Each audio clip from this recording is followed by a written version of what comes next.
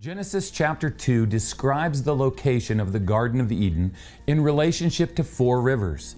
3 of these rivers are known, and one is a mystery, the lost river of Eden, so to speak.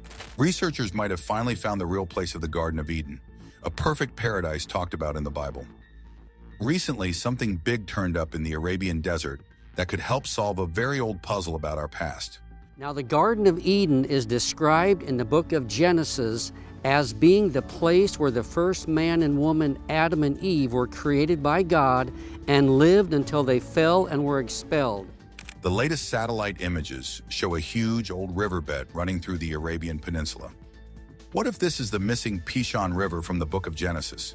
But wait, what if this discovery means more than we ever imagined? Minutes ago, researchers just found what they think is the real Garden of Eden's lost river. The Genesis Gateway. The book of Genesis, the first book of the Hebrew Bible, plays a crucial role in both religious and cultural traditions.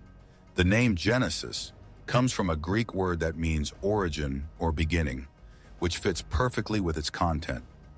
This important text introduces readers to the creation of the world and the dawn of human history, laying the foundation for the entire Bible. $38.1 million. That was the record-setting sale price for the world's oldest Hebrew Bible at an auction. At the center of Genesis is the story of the Garden of Eden. For countless generations, this story has captured people's imaginations, influenced beliefs, and inspired a wealth of art and literature. The Garden of Eden represents an ideal paradise, a perfect place created by God as the first home for humans. But in this paradise, a whisper from the serpent sets off a chain of events that changes everything. According to the Bible, God made the first human, Adam, from the dust of the ground and breathed life into him. Later, God created Eve to be his companion. Together, they lived in harmony with nature and maintained a close relationship with God in this utopian garden. Eden is described as a place of great beauty and abundance, where every need was met, and humans lived in perfect peace with their Creator and their surroundings. The garden was full of trees that were not only beautiful to look at, but also provided food, including the tree of life and the tree of knowledge of good and evil. But here's where it gets more interesting. The story of Eden is not just a tale of perfection. The book of Genesis gives specific details about its location, mentioning 4 rivers that flowed from it. 3 of these rivers, the Gihon, the Tigris, and the Euphrates, are familiar to us today. The 4th, called the Pishon, remains a mystery and has intrigued scholars and explorers for ages. Could the newly discovered riverbed in the Arabian desert be the long-lost Pishon? The plot of the Eden story takes a dramatic turn when a serpent appears and persuades Eve to eat from the forbidden tree of knowledge. Adam soon follows, and this act of disobedience results in their expulsion from Eden. This event, known as the Fall, explains the beginning of sin and death in the world, and the separation between humans and God. But this isn't the end of the story. The tale of Eden serves several purposes in the Bible.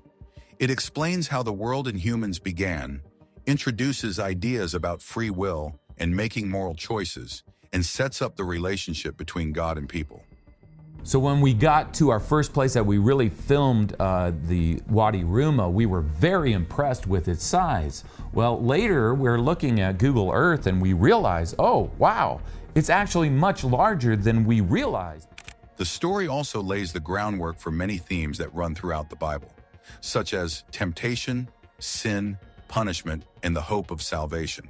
Even though it comes from ancient times, the story of Eden still holds significant meaning today. It raises deep questions about what it means to be human, what is right and wrong, and how we relate to God and the world around us. Over the centuries, different cultures have interpreted the story in many ways, using it as a rich source for philosophical and religious reflection. But the search for the Garden of Eden is far from over. While some people think of the story as a metaphor, others have tried to find the actual location based on the Bible's descriptions of the rivers. This quest, driven by a mix of faith and curiosity, continues to fascinate those who are drawn to one of the most enduring legends in human history. This exploration has led to some fascinating discoveries about ancient rivers and landscapes, connecting stories from the Bible with findings in geology and archaeology.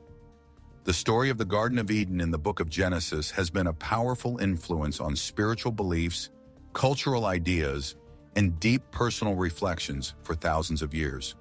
Whether seen as a real historical event or a meaningful story, its impact on human history and civilization is clear. In the book of Genesis, the Garden of Eden is described as both a real place with 4 major rivers and a heavenly garden created by divine will. This portrayal has captivated the minds of scholars, religious leaders, and explorers because it provides intriguing clues about where this legendary garden might have been. According to the Bible, a river flowed out of Eden to water the garden and then split into 4 separate streams. These rivers were named Pishon, Gihon, Hiddekel, known today as the Tigris, and Euphrates. While the Tigris and Euphrates are well-known rivers in the region of Mesopotamia, the exact locations of the Pishon and Gihon rivers have sparked debates and exploration for many generations. The mysterious Pishon River, in particular, has caught the attention of many. The book of Genesis mentions that this river flows through the entire land of Havilah, a place famous for its gold, onyx, and aromatic resin. The rich quality of these resources has led many to search for a river and land that match this description. Theories range from ancient rivers in other parts of the Middle East to now dry riverbeds in the Arabian desert. But this isn't the only mystery. The allure of the Pishon River shows how the Garden of Eden has a double meaning in biblical traditions, as both a real place and a symbol of a lost paradise. To understand the Garden of Eden in a religious and cultural context, it's important to see this dual nature. In the story, Eden was a perfect place where humans lived under divine care, free from suffering, pain, and death. This lush garden needed no hard work to maintain and represented a perfect state provided by divine generosity. It drains the Hijaz Mountains and flows out to the Euphrates and Tigris rivers. This image of Eden has influenced ideas of paradise in many different cultures and religions around the world. Yet beyond just a physical place, the Garden of Eden is at the heart of key biblical stories that explore themes like innocence, temptation, moral choices, and the consequences of human actions. The tale of Adam and Eve being banished from paradise has played a major role in many religious discussions about the nature of sin, moral values, and our connection to a higher power. But the story doesn't end here. The Garden of Eden also represents an ideal state of perfection that humanity always seems to be searching for or trying to recreate. This idea has not only shaped religious thought, but also influenced philosophy, literature, and even the way we design our cities and parks. Many societies have built parks, botanical gardens, and ideal communities inspired by the idea of capturing a bit of Eden on Earth. The 4 rivers flowing out of Eden are seen as symbols of divine blessings spreading throughout the world. They suggest that even after humans were sent away from Eden, parts of that paradise remain to enrich the earth. These rivers connect the sacred Garden of Eden with the wider, everyday world, particularly the puzzling Pishon. But this wasn't the only part that captured imaginations. The ongoing search to find the Pishon River and locate Eden's exact spot reflects our enduring fascination with this ancient paradise. Whether taken literally or seen as a metaphor, the Garden of Eden, with its 4 rivers, still engages our curiosity and encourages us to think about our place in the world and our relationship with something greater than ourselves. For centuries, explorers have traveled from the plains of Mesopotamia to the wide expanses of Africa, searching for the Garden of Eden. Could modern science finally solve this age-old mystery?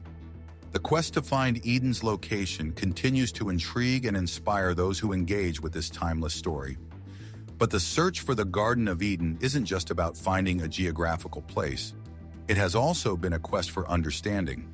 While many people view the biblical story as a symbol, others still hope to find its actual location, using the descriptions in the book of Genesis as a guide. This search has led to many different theories, each with its own strengths and challenges. One of the oldest and most popular ideas is that Eden was in Mesopotamia, which is now part of southern Iraq. This theory is based on the Tigris and Euphrates rivers mentioned in Genesis, which come together near the Persian Gulf. The area between these rivers, known as the Fertile Crescent, has been home to civilizations for thousands of years. This strengthens the belief that it could also be the site of the earliest paradise known to humanity. Now let's consider other locations proposed for Eden's true place, the Armenian connection.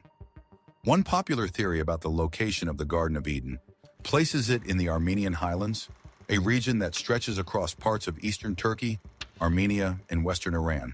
This area, where the Tigris and Euphrates rivers begin, is known for its high mountains and pleasant climate. Supporters of this theory believe that this matches the description of Eden in the Bible as the source of 4 rivers. They also point to the area's rich variety of plant and animal life as further evidence that it could have been a paradise on earth. But there are other, more unusual ideas about where Eden might have been. One suggestion is that Eden was flooded by the Persian Gulf at the end of the last ice age, when sea levels rose rapidly. This theory tries to connect the biblical story with geological evidence of ancient river systems that once flowed through what is now the Gulf. One of the criteria from the verses about these 4 rivers and watering the Garden of Eden is that at some point they have to all connect with each other. Another idea places Eden in Africa's Great Rift Valley, a region important in human evolution and known for its rich variety of plants and animals. However, this theory struggles to match the description of the rivers mentioned in the book of Genesis. A newer idea comes from archaeologist David Rohl, who believes Eden was near Tabriz in Iran. Rohl argues that this area fits the biblical descriptions of the 4 rivers and the surrounding landscape. He suggests that over thousands of years, changes in the landscape, like the drying up of old riverbeds, may have hidden the original features described in Genesis. But this wasn't the end of the debate.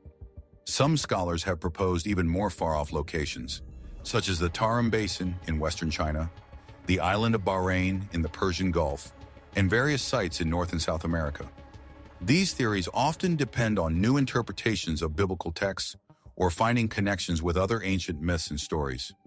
However, many biblical scholars and religious thinkers believe that looking for a physical Eden might be missing the point.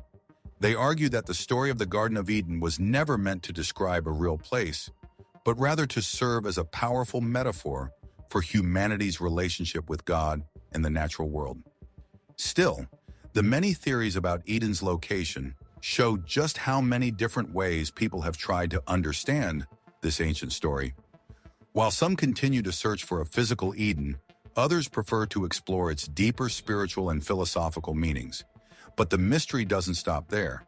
Whether or not Eden was a real place, its impact on human thought and culture is undeniable. Imagine the fabled land of Havilah. This is Havilah, or what's left of it. It's a small community. There's only one road that goes through this town. Known for its gold, precious stones, and aromatic resins. But where could this biblical treasure have been? Some believe it might be hidden in plain sight on the Arabian Peninsula. Let's see how this idea connects Havilah to this region. The land of Havilah, mentioned in the book of Genesis, has fascinated scholars and historians because of its link to the mysterious Pishon River, one of the 4 rivers said to flow from Eden. Finding out where Havilah was could help solve the puzzle of Eden's location and its rivers. Genesis describes Havilah as a land rich in natural resources, especially high-quality gold, along with aromatic resin and onyx. These clues have led researchers to look at the ancient Near East for a place that fits this description. Many now think that Havilah could be on the Arabian Peninsula, especially in what is now Saudi Arabia, based on several pieces of evidence and historical records.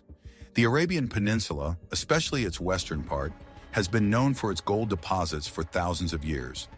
This matches the biblical description of Havilah. For example, Saudi Arabia is home to the Ma'had al-Dahab, or Cradle of Gold, the largest gold mine in the Middle East, which has produced gold for centuries, fitting the image of Havilah as a land of great wealth. But this wasn't the only clue. The mention of aromatic resin in Havilah also fits the Arabian Peninsula well. The region has been famous for its production of frankincense and myrrh, which were highly prized in ancient times and traded along the famous incense route. This route passed through areas that some researchers think could be the biblical Havilah. To form one river. And with the 3 known rivers, the only place that they do connect in this way is in southern Iraq, which also happens to be opposite, that is east of Egypt. And so I traveled to Iraq to explore this area. The Arabian Peninsula is also known for its onyx and other semi-precious stones, further supporting this connection. When we look at the geographical descriptions in Genesis, Havilah seems to be a place east of Egypt and towards Assyria, which aligns with Arabia. But there is more to consider. Ancient texts from the Near East offer additional support for this theory. Some scholars believe that the name Havilah could be related to Howlan, found in ancient South Arabian writings, which refers to a region in Yemen. If Havilah really is in Arabia, then the Pishon River might have been an ancient river system that once flowed through the Arabian Peninsula. And here's where it gets even more interesting.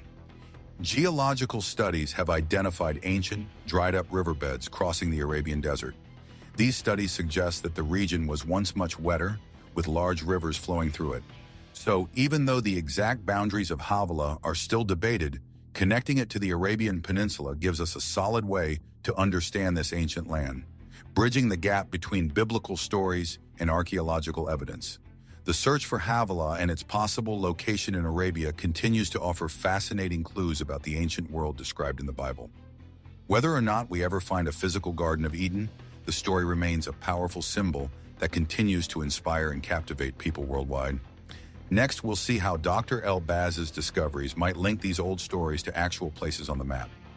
Eden's geographic clues. Dr. Farouk El-Baz's research has played a big role in helping us understand the ancient environments that might have shaped how early humans migrated and settled. His work has renewed interest in finding the biblical Pishon River, which some researchers like archaeologist James Sauer think could be an ancient riverbed found in Arabia. If this idea is confirmed, it might help explain the biblical descriptions of Eden and its surrounding areas. Dr. El-Baz used remote sensing technologies, such as satellite images, to show how these tools can help in archaeology and geology.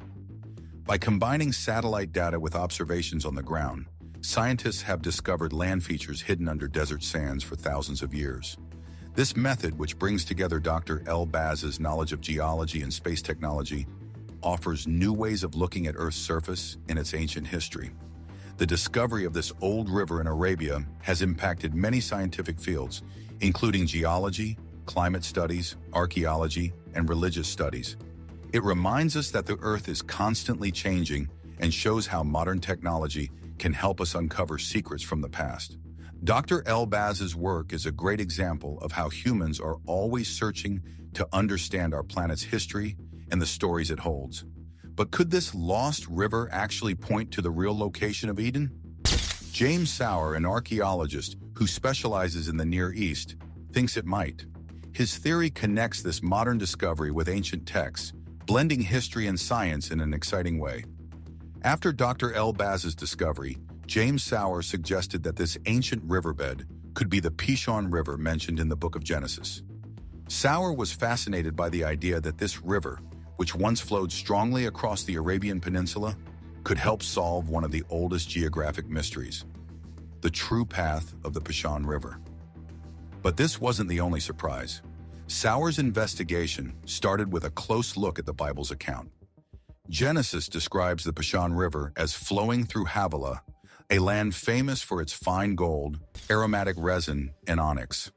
Sauer noticed that these details match the Arabian Peninsula's mineral riches and its history of trading valuable goods. The New King James Version says, "Now a river went out of Eden to water the garden, and from there it parted and became 4 riverheads." He also saw that the river's route suggested by El-Baz's findings lined up with the Bible's description. The river began in the Hijaz Mountains and flowed east towards the Persian Gulf, which makes sense for a river that might have started near Eden. Plus, the western parts of the Arabian Peninsula, known in history for their rich gold mines and production of resins like frankincense and myrrh, match the biblical description of Havilah. Sauer believed that changes in the climate over thousands of years could explain why the Pishon River disappeared. He thought the river might have existed during a wetter time, possibly around the last ice age or shortly after. As the region dried up, the river vanished, leaving only faint traces that we can now detect with modern technology. While Sauer's theory has caught the interest of scholars in both archaeology and biblical studies, offering a possible location for the Pishon River and a new way to understand the early chapters of Genesis, He has been careful to call his idea a hypothesis that needs more research. But this wasn't the end of the discussion. This debate has encouraged experts to take a fresh look at traditional views of biblical geography and consider new ways to connect archaeological findings with ancient writings. Even if the riverbed found by Elbaz isn't proven to be the Pishon, Sauer's ideas have deepened our understanding of how ancient stories can be clarified by combining archaeological evidence with geological data. The geological evidence supports the existence of this ancient river and sheds light on how it flowed and the environment of the Arabian Peninsula in the past. The discovery of water-worn pebbles along the old riverbed, smoothed by erosion over a long time, shows that water flowed there for many years. These pebbles, which come from the Hijaz Mountains, show that the river once carried materials over long distances. But this wasn't the only clue. A closer look at these pebbles reveals differences in their makeup, which gives clues about the river's smaller branches and the types of rocks it passed through. However, what does the evidence say? Was there such a river in ancient times? This is the leading candidate for the Pishon River. Studies from satellites and on the ground have mapped the riverbed in detail, showing that it could be up to 3 miles wide in some places. This suggests that the river once had a strong flow that could shape the land around it. Layers of sediment along the riverbed tell the story of how the river's flow changed over time, with differences in the size of the sediment showing changes in the speed and volume of the water.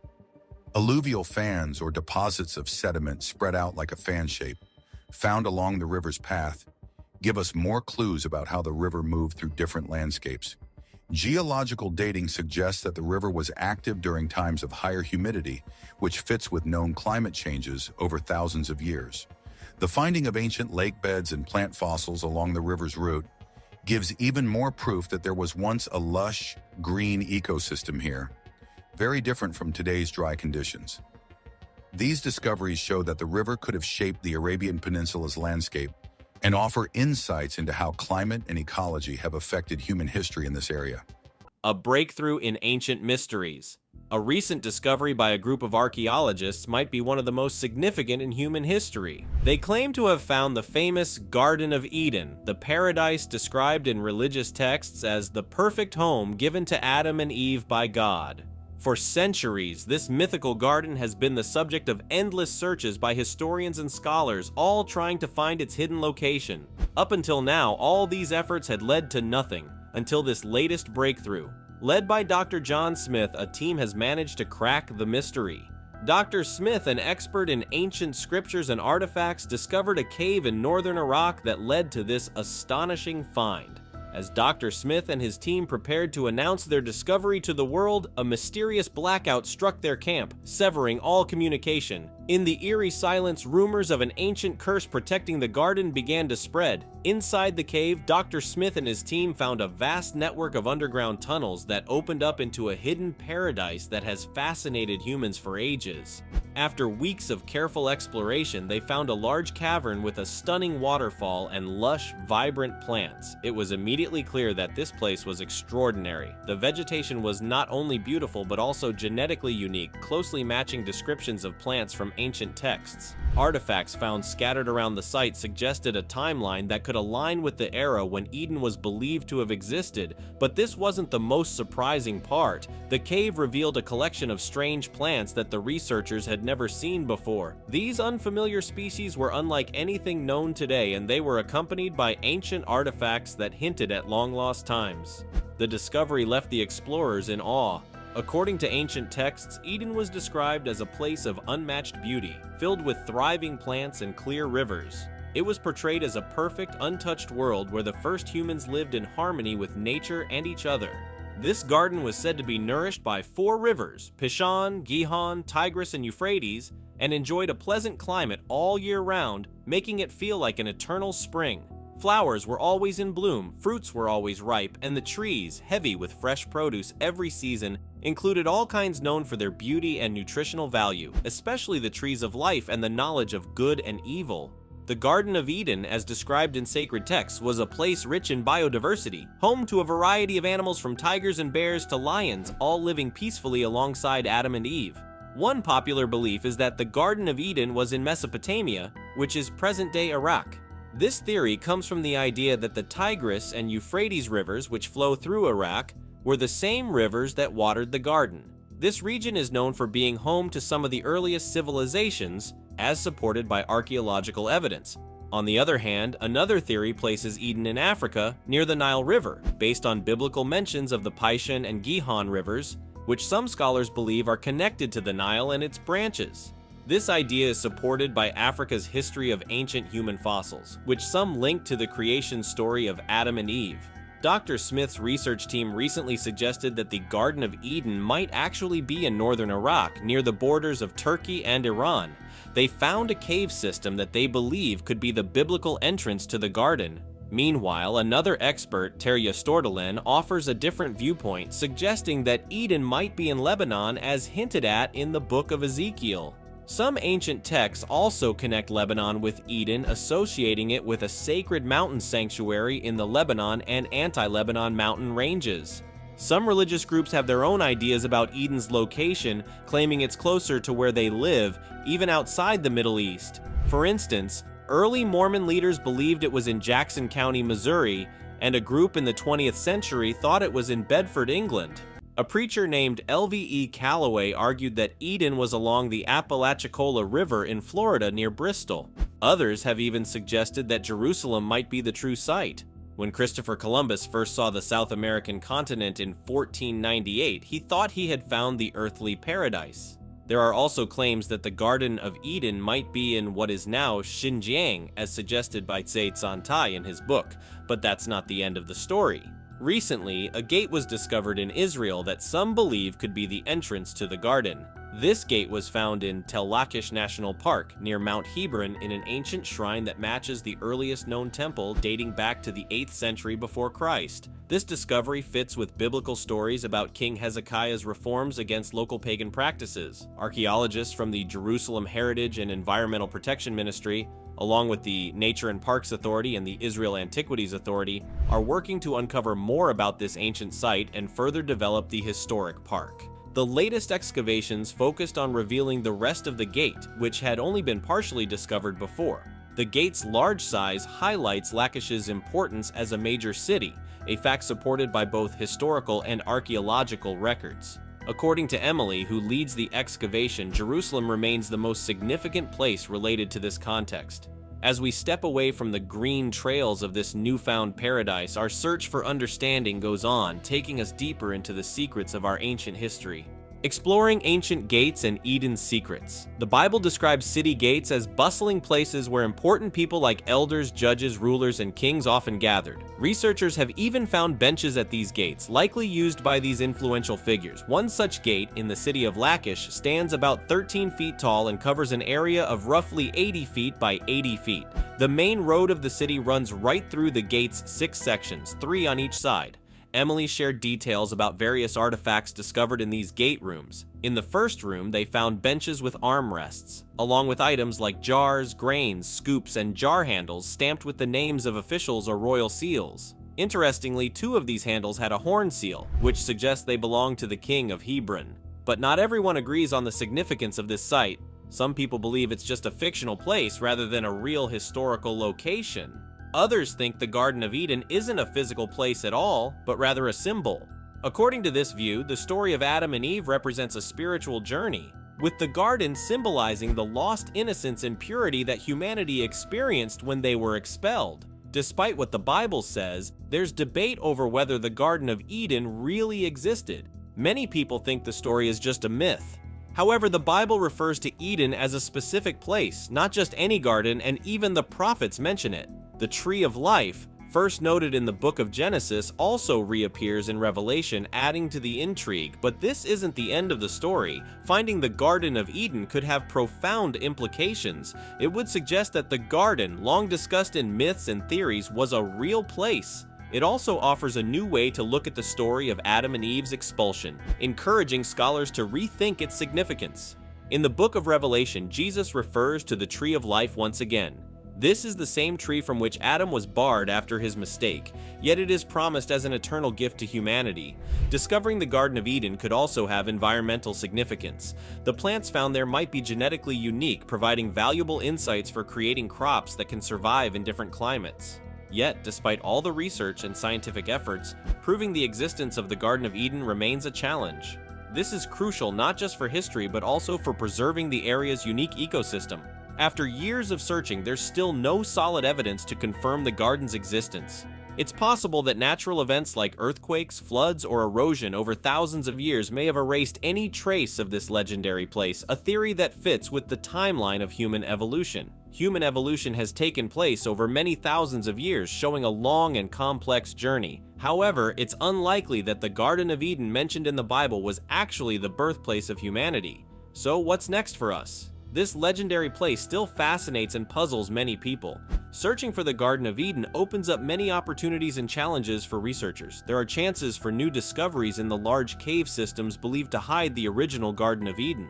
But researchers face big challenges, such as how to explore these caves safely and protect their delicate ecosystems. It's possible that future explorations could reveal information about ancient civilizations that once lived in this area. We might also learn more about the beginnings of agriculture and gardening practices by studying the garden's spiritual significance. The Garden of Eden was once full of trees heavy with fruit, beautiful flowers, and sparkling rivers. Its fruits were as delicious as they were beautiful, and the garden seemed to always be in bloom, enjoying an endless spring. Here, humans and animals lived peacefully, creating a scene of incredible beauty. Finding this lost paradise could change how we understand history. In fact, the legend of the Garden of Eden has gained more attention due to a surprising discovery that places it in northern Iraq. This discovery not only challenges the biblical story of Adam and Eve, but also opens the door for more research that could deepen our understanding of ancient societies, farming methods, and how people cared for the environment. Different theories about the garden's location exist, with some researchers trying to match biblical descriptions with ancient geographical features. According to the Bible, a river flowed from Eden, watering the garden before splitting into 4 separate rivers. The first, called Pishon, surrounded the region of Havilah, which was rich in gold, precious stones, and sparkling crystals. The second river, Gishon, flowed through the land of Cush. The third, starting east of Asher, was named Hiddekel, and the fourth river, Perat, completed the group. But even a quick look shows that these 4 rivers, Pishon, Gishon, Hiddekel, and Perat, might all have started from the Garden of Eden. The well-known biblical scholar Rashi identified the Pishon as the Nile, noting its tendency to flood and water Egypt. He also connected the word Pishon to Pishtan, meaning flax, highlighting the flax industry in ancient Egypt that relied on the Nile. In ancient times, Egyptians dug up gold and precious stones in what was then known as Nubia, which is now southern Egypt and Sudan. This suggests that Havilah might have been near the Nile, possibly in Egypt or Sudan, but this isn't the only theory. Some think that Pishon might actually be the Ganges River, which flows through India and Bangladesh into the Bay of Bengal. This idea fits with Yonatan ben Uziel's translation, which places Havilah in a region called Hindki, an old term for India. Interestingly, the historian Josephus thought it was the Indus River, which would link it to the modern-day city of Havelian, located between Pakistan and Kashmir along the upper Indus River. Having explored the physical and symbolic gateways of the past, we next seek the spiritual and prophetic messages that have traversed through time. The dangerous waters of the last myths. The region traditionally known as Cush is often associated with Ethiopia, where the river Gishon is believed to begin as the Blue Nile. The Blue Nile starts its journey from Lake Tana in Ethiopia and flows all the way to Khartoum, Sudan. Here, it joins with the White Nile to form a single river that continues its path toward Egypt. A 12th century scholar, R. David Kimchi, interpreted the name Gishon to mean to branch out, which reflects how the Blue Nile splits into various streams across Ethiopia. The river Hiddekel is commonly recognized as the Tigris River. It begins in southeastern Turkey and winds its way through Iraq before reaching the Persian Gulf. The biblical figure Daniel is said to have stood by the Hiddekel River and had a vision while he was living in exile in Babylonia. In ancient times, Babylonia referred to an area that is now part of Iraq. Yonatan ben Uziel, who lived during the Second Temple period, translated Hiddekel into Aramaic as Diglas. Today, the river is called Dicle in Turkish and Dijla in Arabic. The region mentioned in ancient texts as Ashur corresponds to the area once known as Assyria, located mainly along the upper Tigris River. The fourth river, Parat, is identified with the Euphrates River, which runs almost parallel to the Tigris. These rivers define much of what is known as the Fertile Crescent, a region that was once the center of early civilization. The name Euphrates comes from the Old Persian word Ufratu and the Akkadian word Puratu, and today it is called Al-Farat in Arabic. The Euphrates also plays a significant role in the divine promise made to Abraham, marking the boundaries of the promised land. Historical records suggest that Jewish communities once extended as far as the Euphrates, where members of the tribe of Reuben lived. While the Tigris and Euphrates are well known, the exact locations of the other rivers mentioned in ancient texts, like the Pishon, remain unclear. Scholars continue to debate this due to the limited information available. The three major Abrahamic religions all reference a famous ancient garden. In Jewish tradition, the Garden of Eden is seen as both a spiritual realm for the righteous and a physical place created by Yahweh. Here, Yahweh made the first humans, Adam and Eve, considered the ancestors of all people. This garden, located in Eden according to the Talmud, represents a time of peace before Adam and Eve disobeyed Yahweh by eating from the tree of knowledge, influenced by a serpent symbolizing human self-destructive tendencies. Eve's choice altered the course of human history, but the story's implications reach further. When Adam and Eve ate the fruit from the tree of knowledge, they suddenly became aware of their feelings and bodily sensations. Before this, they lived in a simple state, clearly knowing right from wrong without any confusion. The Jewish view of the ancient garden is different from other religious perspectives. Let's take a look at how different religions see this story. In Islam, the Garden of Eden is called Jannat Aden, which means eternal gardens in heavens. It's seen as a paradise within heaven, a beautiful place where good people live in grand mansions surrounded by streams and angels. This is where Adam lived before coming down to earth, landing in a place called Serendib. In the Quran, it's simply called the garden. The Quran mentions the garden many times, but without the term Aden, it mainly refers to the fourth level of Islamic paradise, not necessarily where Adam lived. Islamic scholars believe that this garden is more amazing than any other heavenly place, described in hadiths as something no one has ever seen or could even imagine. Although some Quranic verses describe this paradise in a tangible way, it is believed to be the home of prophets, the truthful, martyrs, believers, and fighters for the faith. Unlike the Bible, the Quran mentions only one tree in Eden called the Tree of Immortality, which Allah told Adam and Eve not to go near. There's no mention of a tree of knowledge in the Quran. But this isn't the most surprising part. Some believe that this paradise is hidden and impossible to find. It's considered a myth because of the legendary rivers flowing through it, making it impossible to locate by following rivers like the Pishon, Gihon, Tigris, or Euphrates. Some scholars, particularly those with an anthropological focus, suggest that the story of the Garden of Eden is a reinterpretation of older stories from Mesopotamia about divine city gardens in ancient Sumer, now part of Iraq. These city gardens were made by gods to live in. These gods could die and had physical bodies, so they needed these gardens to grow food for themselves. The Sumerians called the land where these cities and gardens were Eden, the divine garden. The Tigris and Euphrates rivers important to Eden were used to water these gardens. Over time, the gods got tired of taking care of the gardens, so they created humans to do the work for them. Humans dug canals, planted crops, harvested them, and gave the food to the gods in temples built in these divine cities. Unlike the kinder creation stories in Judaism, Christianity, and Islam, in this version, humans were just slaves for the gods, doing hard labor without any hope of a close relationship with the divine. The gods never kicked humans out of Eden because they didn't want to do the hard work themselves. They also didn't want to give humans immortality or divinity because if humans became immortal, there wouldn't be anyone left to take care of the gardens and feed the gods. So the story of the Garden of Eden in the Bible seems to be a way of reshaping these older Mesopotamian stories about why humans were created. The real setting for the Genesis story might be the different city gardens of Eden in ancient Sumer, each with its garden for the gods. Among all the theories and debates about the Garden of Eden, one thing is clear: God has made a place for the purest souls to enjoy the fruits of the tree of life forever, whether we can find its actual location or not. So let's aim to be among those destined for eternal life in paradise. What do you think? Could this recent discovery really be the historical Garden of Eden? Or is it merely a sensational interpretation of geological findings? Share your thoughts in the comments below, and don't forget to like and subscribe for more.